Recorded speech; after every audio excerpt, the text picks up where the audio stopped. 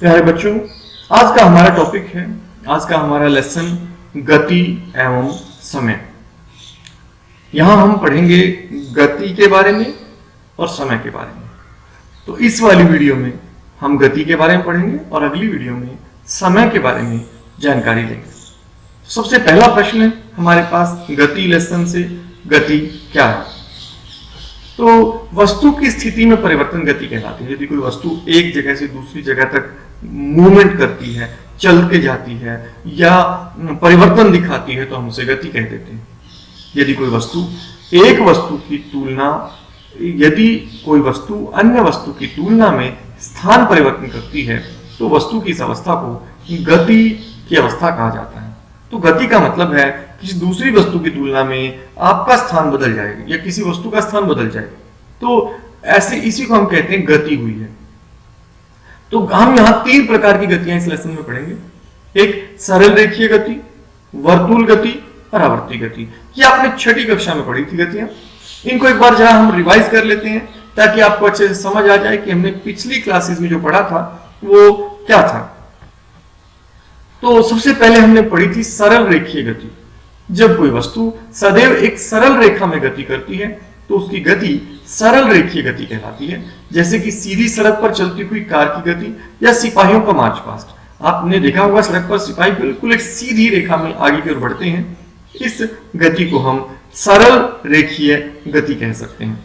जब कोई वस्तु सदैव एक सरल रेखा में गति करती है तो उसकी गति को सरल रेखीय गति कहते हैं। वर्तुल गति। वर्तुल गति, जब कोई वस्तु वृत्ताकार मार्ग में घूमती है तो उसकी गति को वर्तुल गति कहते हैं। वृत्ताकार मार्ग में यदि घूम रही है कोई वस्तु, जैसे कि एक बच्चा अपने हाथ में पत्थर को बांधकर गोल गोल घुमाता है, तो ये वर्तुल गति का उदाहरण है। अगर वो इस तरह गोल गोल घुमाता है पत्थर को तो ये वर्तुल गति का उदाहरण है। इस तरह पंखे के पंख की गति देखें तो ये वर्तुल गति का उदाहरण है। जैसे कि छत के पंखे की गति, चक्की के पाटों की गति, लट्टू की गति, ये सब क्या है? ये सभी वर्तुल गति के उदाहरण हैं। वृत्ताकार पथ में चक्कर लगाता है। साइकिल के पहिए की गति, ये सब क्या है? ये वृत्ताकार पथ में चक्कर लगा रही है। तो जब कोई वस्तु वृत्ताकार मार्ग में घूमती है तो उसकी गति को वर्तुल गति कहते हैं। और अगली जो गति हम इस लेसन में देखते हैं वो है आवर्ती गति। आवर्ती गति क्या है? जब कोई पिंड नियत समय अंतराल पश्चात अपनी गति दोहराता है तो उसकी होने वाली गति को आवर्ती गति कहते हैं।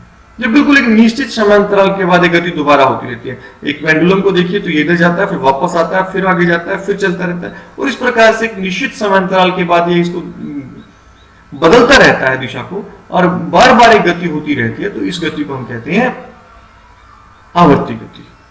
जैसे कि सरल लोलक की गति जो आप चित्र में देख रहे हैं, सरल लोलक है धागे से बंधा हुआ और इसकी गति को देख रहे हैं। झूले में झूलते हुए बच्चे की गति, या दीवार घड़ी के पेंडुलम की गति।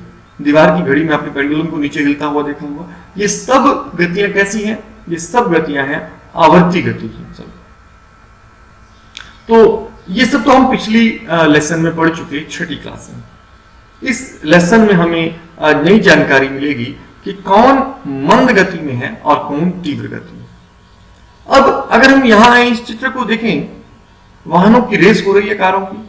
हम क्या कहेंगे? कौन तेज चल रहा है? तो हम कहेंगे आगे वाली कार तेज चल रही है। कैसे पता? क्योंकि वो तेजी से चलकर आगे निकली है। अब यहां अगर हम देखें कि साइकिल पर कुछ लोग दौड़ रहे हैं, अब साइकिल रेस लग रही है, इस साइकिल रेस में कौन तेज चल रहा है? तो हम कहेंगे जो आगे चल रहा है वो तेज चल रहा है। पर हमें कैसे पता चलेगा कि वो तेज है? हमने देखा कि उसने ज्यादा डिस्टेंस थोड़े समय में तय कर लिया है, बाकी नहीं कर पाई, कि तेज चल रहा है। तो हम तुलना कर रहे हैं दो की, एक की तुलना दूसरे से कर रहे हैं। पीछे वाला क्या चल रहा है? पीछे वाला पहले वाले से मंद चल रहा है, आगे वाला तेज चल रहा है, पीछे वाला मंद चल रहा है। तो मंद गति और तीव्र गति में कौन है ये हम समझ पा रहे हैं। कुछ वाहन अन्य वाहनों की तुलना में अधिक तीव्र गति करते हैं। यदि किसी सड़क पर कई वाहन एक ही दिशा में गति कर रहे हो तो यह सरलता से बता सकते हैं कि इनमें से कौन सा वाहन अन्य की तुलना में तीव्र गति कर रहा है। यहां तक कि एक ही वाहन विभिन्न समय में तीव्र या मंद गति कर सकता है। तो अगर हम यहां बात करें कि सबसे तेज कौन चल रहा है तो हम कहेंगे 9 नंबर वाली गाड़ी सबसे तेज चल रही है। इसी तरह से ये जो ब्लू ड्रेस में साइकिलिस्ट है ये तेज चल रहा है क्योंकि ये आगे निकल गया है। तो हम प्राय कहते हैं कि तीव्र चलने वाले वाहनों की चाल अधिक होती है। 100 मीटर दौड़ में यह निर्णय करना सरल होता है कि किसकी चाल अधिकतम है। अब बहुत जो आगे निकल गया, जो धावक 100 मीटर की दूरी सबसे कम समय में तय करे उसकी चाल अधिक होती है। तो हमने दो चीजें देखी। जब हम किसी की कहते हैं कि चाल अधिक है तो हम चाल की बात जब करते हैं तो हम दो चीजें देख रहे हैं, एक वो कितना दूरी तय की और दूसरा कितने समय में। जिसने उतने ही समय में कम दूरी तय की है वो मंद चल रहा है और जिसने ज्यादा दूरी तय की है वो आगे निकल गया है। तो चाल क्या है, आइए हम पढ़ते हैं चाल के बारे में। चाल किसी वस्तु द्वारा एकांक समय में तय की गई दूरी को हम उस वस्तु की चाल कहते हैं। अब हम कहते हैं कि कोई कार 50 किलोमीटर प्रति घंटा की चाल से चल रही है, तो हम यहां क्या कह रहे हैं, हम कह रहे हैं कि कार 1 घंटे में 50 किलोमीटर की दूरी तय की है। तो हम यही तो परिभाषा लिखी है हमने चाल की। चाल क्या है, किसी वस्तु द्वारा एकांक समय में, एक निश्चित समय में तय की गई दूरी को हम उस वस्तु की चाल कहते हैं। वो घंटे में मापेंगे, मिनटों में मापेंगे, वो हम पर है।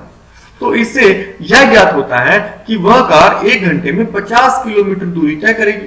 तथापि कई बार बिरले ही 1 घंटे तक किसी निश्चित चाल से चलती है। अब कोई कार ऐसा थोड़ी होता है कि बिल्कुल एक ही निश्चित स्पीड से चलती रहे, कभी वो धीमी हो जाती है तो कभी वो तेज हो जाती है। तो वास्तव में वह धीमी गति से आरंभ करती है, फिर धीरे धीरे चाल बढ़ाती है। जब हम यह कहते हैं कि किसी कार की चाल 50 किलोमीटर प्रति घंटा है, तो हम केवल कार के 1 घंटे में तय की गई दूरी का विचार कर रहे हैं।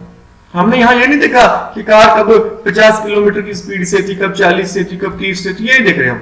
हमने ये देखा कि कार ने 1 घंटे में 50 किलोमीटर तय कर लिए। तो कार की चाल 50 किलोमीटर प्रति घंटा है, पर असल में ये चाल नहीं है, ये औसत चाल है। हम इसकी चिंता नहीं करते कि इस 1 घंटे की अवधि में कार नियत चाल से चलती रही या नहीं चलती रही। हम उसकी पूरी हर समय उसकी चाल नहीं देख रहे हैं, हम उसके चाल को समय के साथ माप रहे हैं।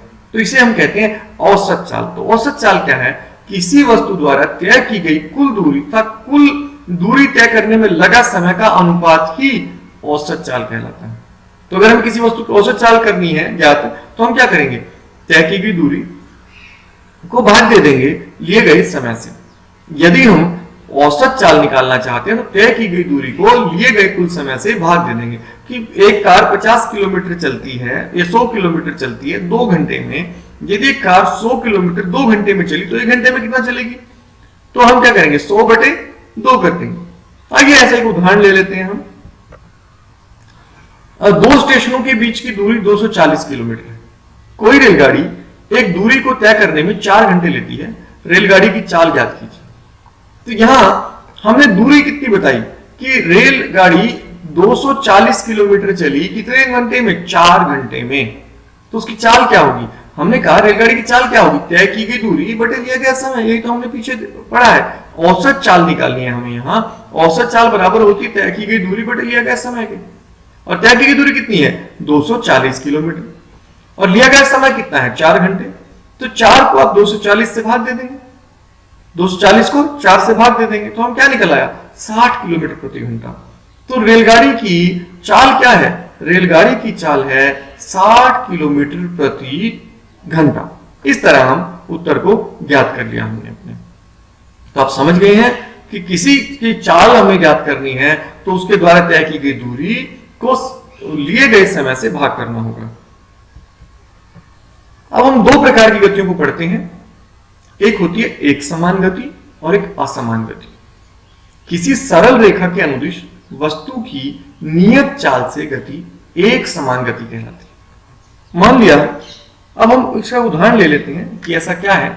जब कोई एक वस्तु किसी सरल रेखा के अनुदिश वस्तु की नियत चाल में गति एक समान गति होती है तो हम इसे एक समान गति कहते हैं। देखिए, मान लिया कि एक कार 1 किलोमीटर की दूरी 10 मिनट में तय करती है, फिर अगले 10 मिनट में भी 1 किलोमीटर की दूरी तय करती है, फिर तीसरे 10 मिनट में भी 1 किलोमीटर की दूरी तय करती है।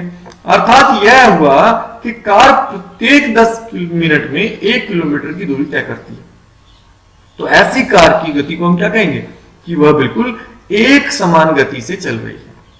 चूंकि यह कार प्रत्येक 10 मिनट में 1 किलोमीटर की दूरी तय कर रही है, तो इस स्थिति में कार की गति एक समान गति कहलाती है। हम एक बार फिर से परिभाषा को ध्यान दें। किसी सरल रेखा के अनुदिश वस्तु की नियत चाल से गति, वस्तु की नियत चाल से गति, बिल्कुल एक निश्चित चाल से यदि वस्तु गति कर रही है तो हम कहेंगे एक समान गति है। तो यहां हमने कार को देखा कि वह हर 10 मिनट में 1 किलोमीटर ही चलती है पूरा, तो इसलिए उसकी कार की गति कैसी है? एक समान गति है। तो असमान गति क्या है? असमान गति या असमान चाल क्या है उसके बारे में जरा देखते हैं।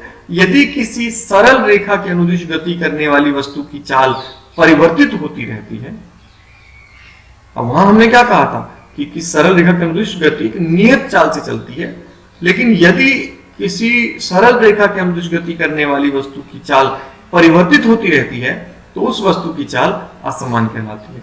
उदाहरण हम यहां ले लेते हैं। मान लिया कि एक कार 1 किलोमीटर की दूरी प्रथम 10 मिनट में तय करती है। 1 किलोमीटर 10 मिनट में तय करती है, फिर अगले 10 मिनट में 2 किलोमीटर तय करती है, फिर उससे अगले 10 किलोमीटर में 3 किलोमीटर तय कर लेती है। मतलब धीरे धीरे कार की गति बदल रही है, अर्थात यह कार 10 मिनट में असमान अर्थात अलग अलग दूरी तय कर रही है। प्रत्येक 10 मिनट में अलग अलग दूरी तय कर रही है। चूंकि यह कार प्रत्येक 10 मिनट में असमान या अलग अलग दूरी तय करती है, तो इस स्थिति में कार की गति असमान गति कहलाती है। यदि हम किसी वस्तु द्वारा किसी निश्चित दूरी को तय करने में लगे समय को माप लें तो हम उस वस्तु की चाल ज्ञात कर सकते हैं। तो चाल के लिए हमें क्या करना है? तय की गई दूरी और साथ में समय, किसी वस्तु ने कितने समय में यह दूरी तय की, तो हम समय महत्वपूर्ण है हमारे लिए, तो हम उस वस्तु की चाल ज्ञात कर सकते हैं। परंतु हम समय कैसे मापते हैं?